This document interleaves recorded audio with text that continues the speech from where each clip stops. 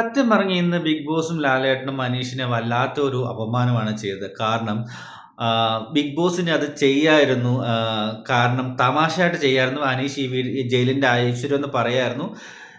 കുഴപ്പമില്ല തമാശയായിട്ട് എല്ലാവരും എടുത്തേനും. പക്ഷേ അനീഷ് ഇത്രയും കംപ്ലൈന്റ് ബിഗ് ബോസിന്റെ അടുക്കൽ ചെന്ന് സീരിയസ് ആയിട്ട് കംപ്ലൈന്റ് പറഞ്ഞു.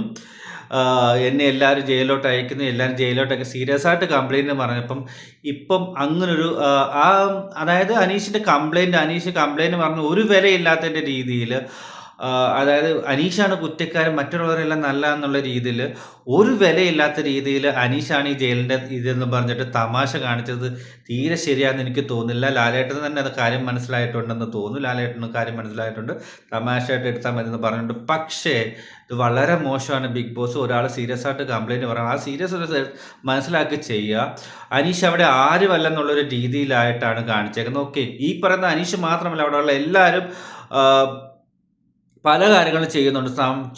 അനീഷ് ചീത്ത വിളിക്കുന്നില്ല. അനീഷ് ഇന്ന് പറഞ്ഞ കാര്യങ്ങളെല്ലാം കറക്റ്റാണ്. അനീഷ് ഒന്നും ചെയ്യുന്നില്ല. പക്ഷേ അതിനെക്കാട്ട് ചെയ്യുന്ന അച്ഛനും അമ്മയ്ക്കും വിളിക്കുന്നവർക്കൊന്നും ഒരു കുഴപ്പമില്ല. അനീഷിന് മാത്രം ഈ ഒരു സംഭവം അപമാനിച്ചത് എനിക്ക് വളരെയധികം ഒരു വിഷമം തോന്നിയിട്ടുണ്ട്. എന്താ ചെയ്യുക, ബിഗ് ബോസ്.